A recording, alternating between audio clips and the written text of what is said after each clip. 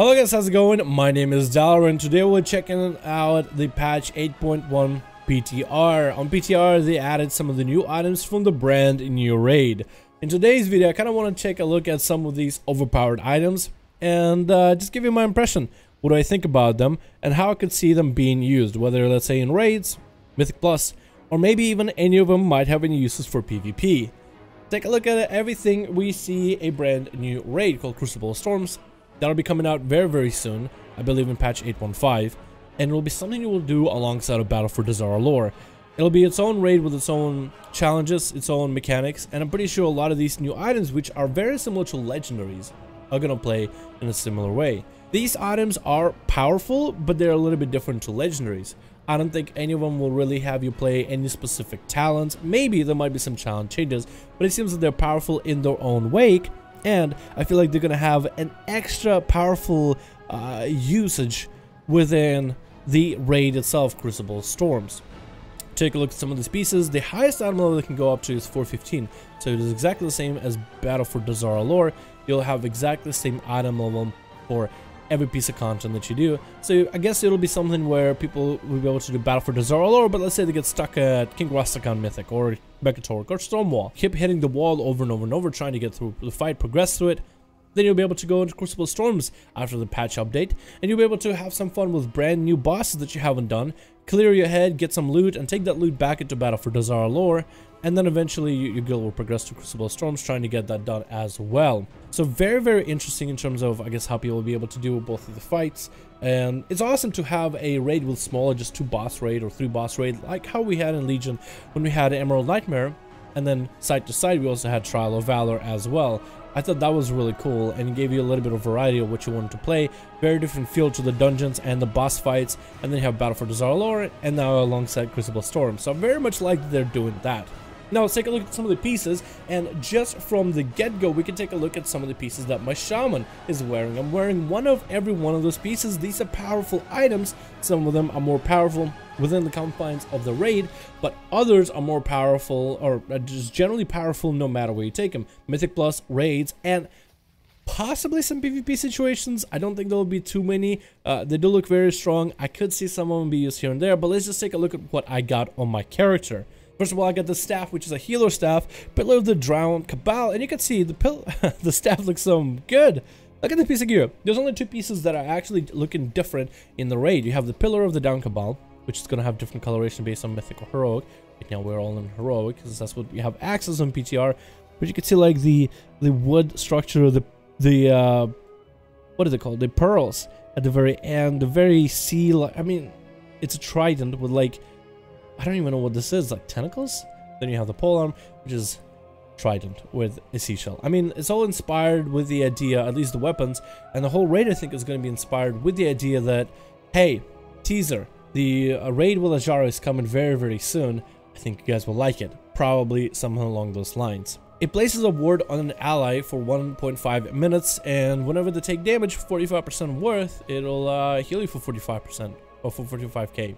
It does have a very specific thing where they have to take overall in a single blow 45k worth of damage to be healed 45. So that's the staff. Then we have the gloves. While above 90% health, your attacks have a high chance to deal extra shadow damage. So I'm just going to start more rotation on an enemy, and I'm just going to do a little bit of deeps, and you guys will be able to see some of this damage. Actually, you can see Spiteful Binding right here, and you can see some of the effects. We have a belt. Slain an Aberration inspires 4 allies, granting critical strike for 20 seconds. I can see this used in some of the dungeons, like King's Rest, for example. I believe the little ghosty dudes with a shield that when they touch you, they cause you to run in fear. Those, I believe, are aberrations, technically. Anything that has a ghost, like, I guess, anything that's supposed to be ghostly in World of Warcraft Universe, I guess, is going to be technically an aberration. So that'll be kind of cool to use there, but I'm pretty sure it's going to be widely used in the new raid, Crucible Storms. It depends.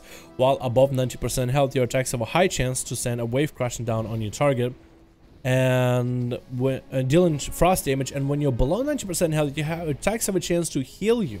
Very cool piece of gear. Definitely don't think it'll be used in PvP or anything like that. You have 2 effects now that have an above 90% health requirement. You can actually see how powerful these abilities are. You can actually see some of the animations. You just saw the water animation if you were paying attention closely. You'll see also an extra shadowy effect coming in from time to time. It'll just be like a slinky shadow effect. There we go. There it goes. It just goes from the side.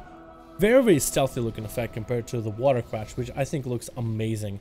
Hope you guys will see it. The water crash effect looks absolutely amazing in my opinion. Probably one of the... Oh, there it is. It looks so realistic. I love that one. Out of all the effects, I really love that one. But yeah, so you have both of these in the function in terms of damage like a trinket's worth. So if you have a bunch of trinket effects and little Azeroth piece effects, this is going to be basically extra damage on top of a fair amount of stats. This only gives you crit with a little bit extra shadow damage, which is nice. This gives you only haste with a little bit of frost damage as long as you're above 90% health, which is nice. So those are the 4 pieces for mail, but then they have a bunch more for plate, leather, and cloth. Like tanks are going to be using some of these, healers are going to be using some of these, ranged are going to be using some of these, melee are going to be using some. It all depends on which class you are. Like for example, these plate hands. Abyssal Speaker's Gauntlets. Your abilities have a chance to grant you a shield absorbing 11k damage for 1 minute. While the shield persists, gain haste. You would think that, oh wow, an ability that gives you a shield. Maybe a tank would want to use a lot of those. But actually you would want a melee DPS to use this. It is a small shield that grants you haste. Outside of that extra haste that it gives you, you only have 78 critical strike as an extra effect. So on its own, I don't think it's going to be that powerful of a piece of gear. The effect is only going to be as good as long as you have that shield for a minute. It's not a powerful shield either. It's only 11k. Hopefully it procs fairly often to give you chances for this effect, but a tank taking damage consistently is not going to be the best class for this. Mostly DPS that stays away from AoE damage is going to be the one running this piece of gear. Then you have cloth gloves. Every 10,000 mana spent grants a shield. Pretty sure this is going to be used by both maybe a ranged as well as healers, but I think healers are going to have a lot more value out of this. You have gloves for leather. Tether yourself to up to 5 allies within 20 yards. After 6 seconds, you heal for 25% of the health restored to tethered allies. This is definitely a leather class healer item. Don't think this will be used as a rogue unless you just want to go first aiding a guy while you're tethered to them. You have the belt. Falling below 25% health instantly restores 56k health. You then take 56k shadow damage over 10 seconds. This effect can only occur once every 3 minutes. Definitely a tank item to give you a little bit of health when you go into the emergency spot. And then it gives you healers, hey, you need to pump a little bit more for 10 seconds just so we can kind of...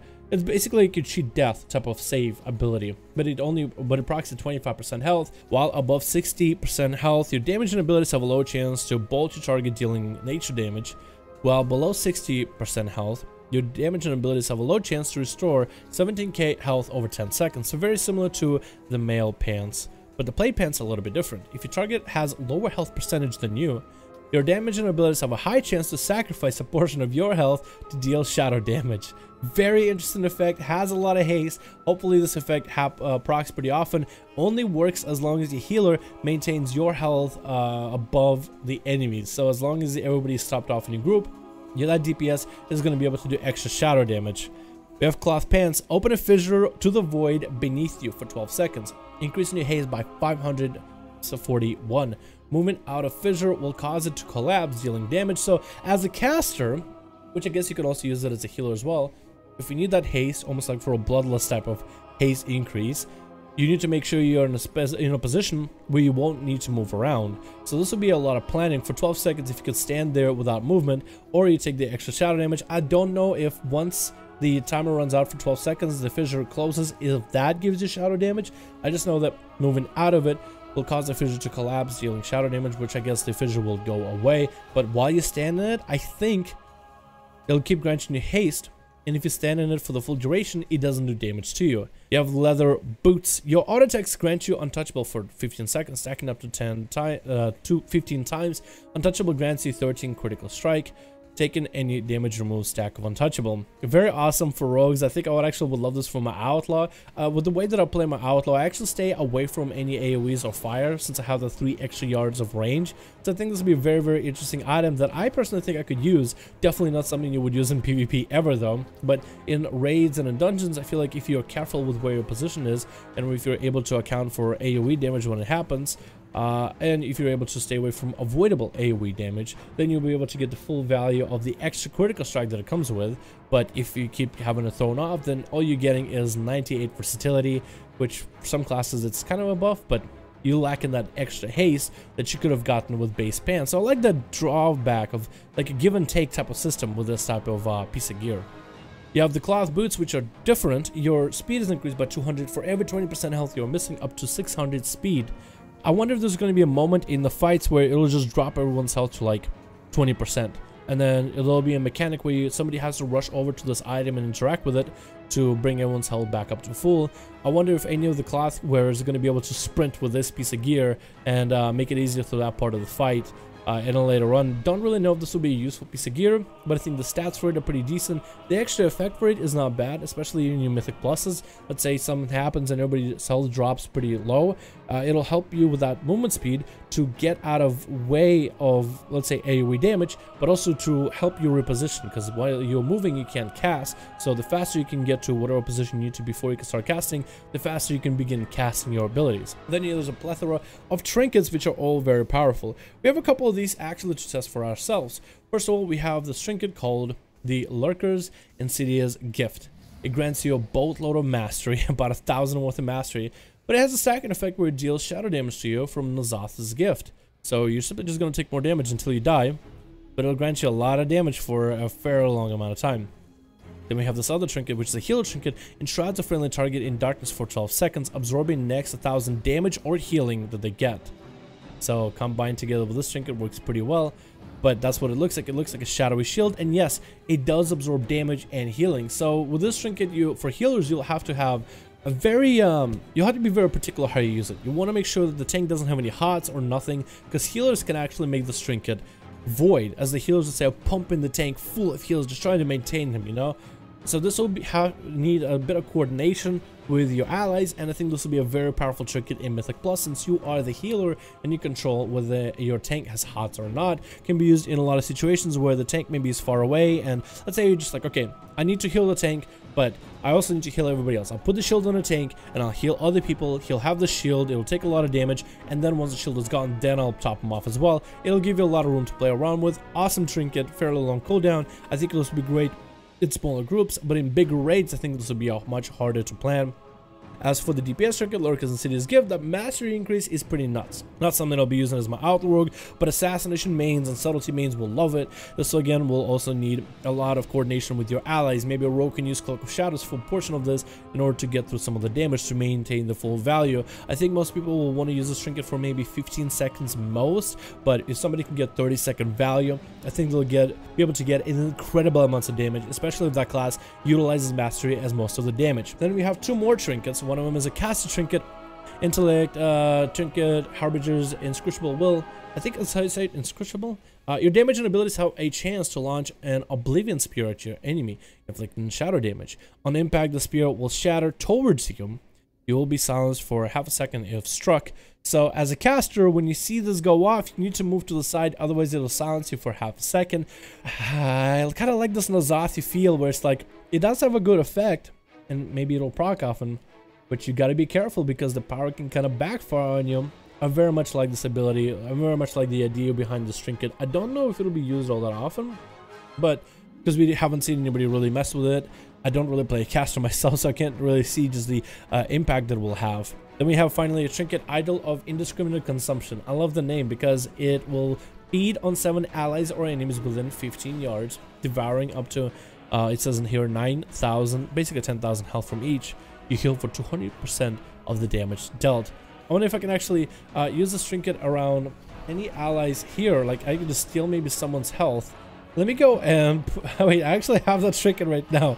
Let me go and put it on. I want to see if I can stand next to this guy with all his warlock pets, or maybe this mage. Is this 15 yards? Okay, I'll stand. Okay, maybe. Oh, it did feed from them. It just had this AoE effect, and it actually took some health from them, but these guys both had a shield, soul leech, as well as a normal shield for the mage. That's hilarious. So you could be inside of, let's say, a city. What if you could use this on a low level? All right, the moment of truth. Oh, it doesn't work on low levels. Oh, okay. But anyway, I think this is everything that they're adding so far. Pretty sure I didn't discount any kind of items. Looks like it is everything. Yeah, lots of powerful items. Don't really know if everybody will be able to use them in any situation. Definitely think majority, like 90% of these items won't work as a definitely pretty sure 90% of these items don't really have that much use in PvP. Outside of that, thank you guys so much for watching this video. I do hope you enjoyed. Let me know your thoughts about all these powerful items that are coming out with a brand new raid. What do you think about them? I think some of them are hilarious. It gives impossibility, like the tank trinket. I think is absolutely hilarious, but too bad you can't really troll anybody with it. You can't even use it on NPCs, it looks like. So there's definitely limitations, and I'm pretty sure it's only meant to be used in a party raid content. Thank you guys so much for watching this video. I do hope you enjoyed. Let me know your thoughts in the comments below, and I'll see all of you guys in another video.